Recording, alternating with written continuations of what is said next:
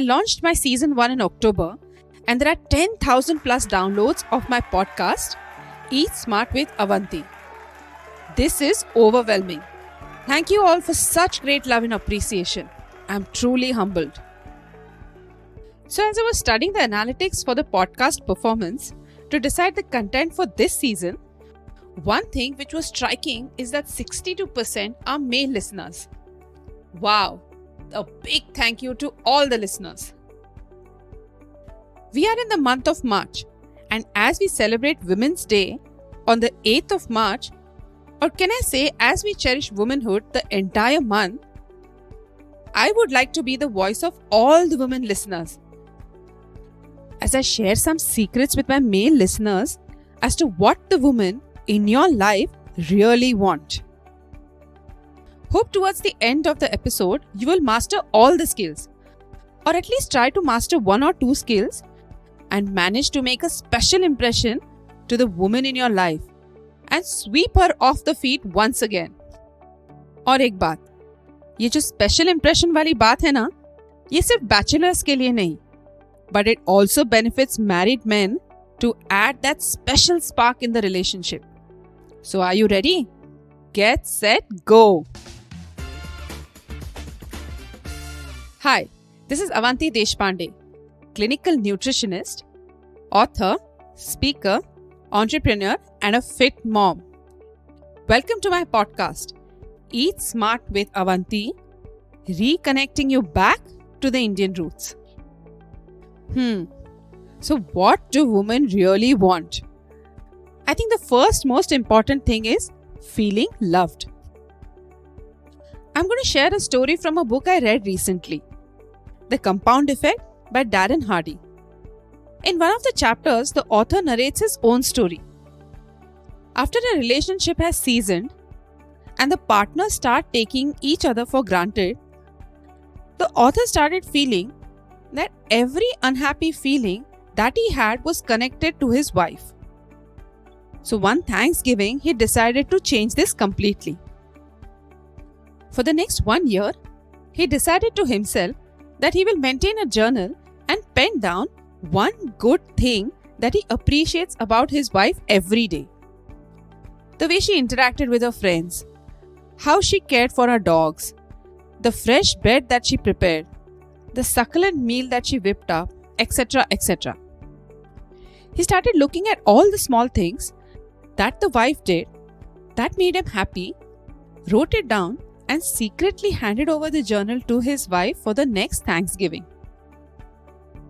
When the wife opened the gift, she loved it so much. She was in tears and said that it was the best gift that he had given her so far, even better than the BMW which she received that year. It changed the way she started viewing the relationship, and the whole thing compounded, where the relationship became a lot more positive and evergreen. Now, maybe journaling might be difficult for you, but you can observe one positive thing each day. Just by doing this, you'll reduce observing the flaws. A next step would be to mention the positive things you see, maybe once a day, once in 2 days, or maybe once a week. This is going to be a reward for your lady luck. And soon you'll observe that there is new charm in your relationship. So now onwards, start by seeing and speaking one good thing. The second thing that women really want is me time. Let me share a story. I have a couple who come for consultation. The husband wants his wife to look good by losing weight, and he is taking every effort to help her out. Like, he has enrolled her name in the best gym and seeking diet advice from me to support it. I started taking the wife's diet recall. So what is your occupation, Smita? One of the usual questions I ask. Are Avanti, nothing ya. I'm just a housewife. Just a housewife? Okay. As we move on to the Q&A session, so tell me about your day, Smita.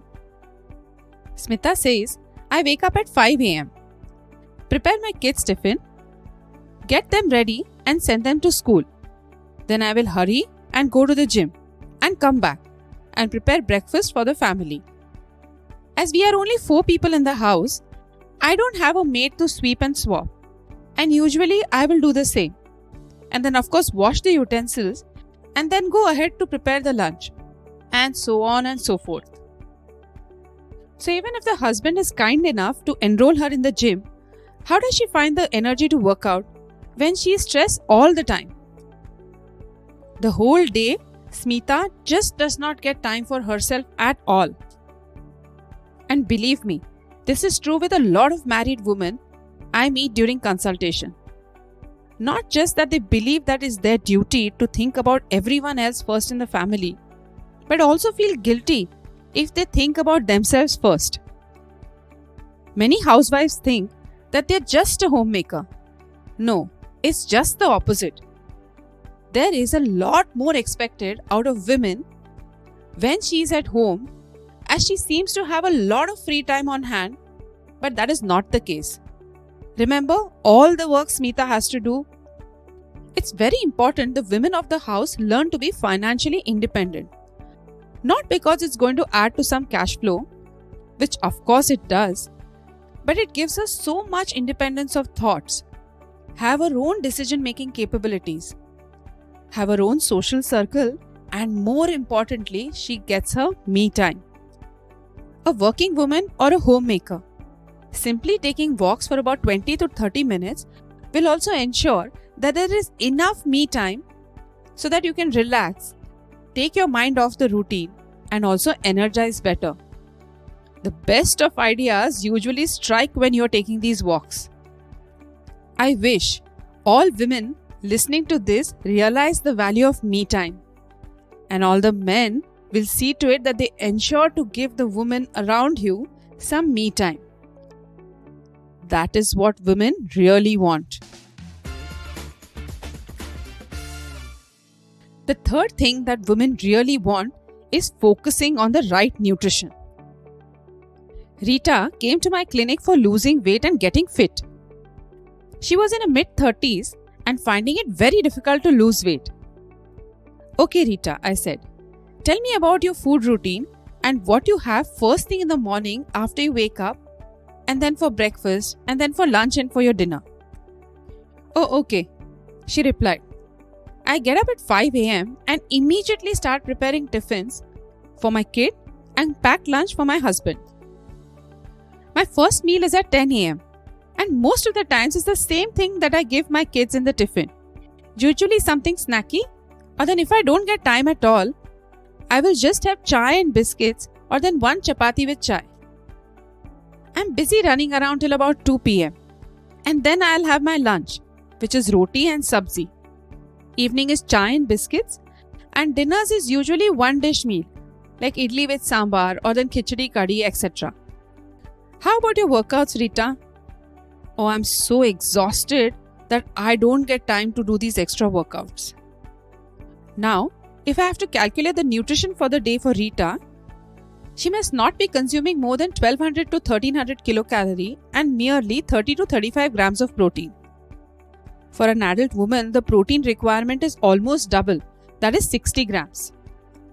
Imagine, she's not getting enough of protein not just for a day or for a week, but if it's all added up, almost year on year there is lack of nourishment. Not just Rita, I've seen this with plenty of women, especially in the middle aged and who are married. In our teens, our moms used to take care of us and ensure that the nutrition is right. As we are getting older and wiser, in place of getting smarter with the food intake and habits, we are getting more naive and stupid. To add to this is the work-life stress, pregnancies, raising the children right, ensuring their nourishment, and all these women just tend to ignore themselves, or in fact a lot of women I consult consider it sinful prioritizing self over anyone else. So what women in your life really want is focusing on right nutrition for self, as they are the foundation on which the whole family flourishes. To all the men listening to this one, reassure the women in your life that it's not being selfish if they prioritize. And to all the women listening to this one, learn to love yourself first, more than others, because a healthy woman is a happy family. The next thing that women really want is a good night's sleep and rest. So what time do you sleep? I asked Samruddhi in a first recall session. I sleep around 12 midnight and get up at 5 am. My office work gets done by almost 9 pm. Then I will sit down for dinner, then clean and then prepare for the next day. The whole day, I don't get any free time. So I keep binge watching net series for an hour and then finally sleep when I can't stay awake anymore. Oh, that's merely 5 hours of sleep. Do you feel fresh when you get up the next day? No, not really. I must chug a full mug of coffee before I start my day. Is this your story which I just told? Or is this your spouse's story which I just narrated? Women want to achieve so much in a day that if a day is of 48 hours, it would be still less. Studies have indicated that women require more hours of rest as compared to men to reduce the stress hormones. So, if a man sleeps for 6 hours and feels fresh, a woman might need about 8 to 10 hours of rest. Moreover, not sleeping well is going to increase the stress hormone cortisol, which is the number one reason for belly fat accumulation. Hope at least when you hear this, ladies, you will see to it that you're sleeping enough at the night time. Following the right sleep hygiene is a must, especially if you want to achieve a world. Not just women, but children and men also need to follow sleep hygiene. So how do you follow this sleep hygiene? Some habits that can improve your sleep health are as follows. Be consistent. Go to bed at the same time each night and get up at the same time each morning, including even the weekends. Make sure your bedroom is quiet, dark, relaxing, and a comfortable temperature. Remove electronic devices such as TV, computers, and smartphones from your bedroom. Avoid large meals, caffeine, and alcohol before bedtime. As the proverb goes, practice what you preach. So, make it a family routine to follow right sleep hygiene. Help your woman clean up the kitchen so that she too can have her me time, maybe an hour before sleep. Finally, what women really need is to encouraging them being fit and making exercise as a part of routine. Women visiting my clinic are at the two ends of the spectrum. Type 1, who will ensure that the daily workouts happen no matter what, irrespective of whether their bodies are supporting it or not. And type 2, the other end of the spectrum, where they will not be doing any workouts at all.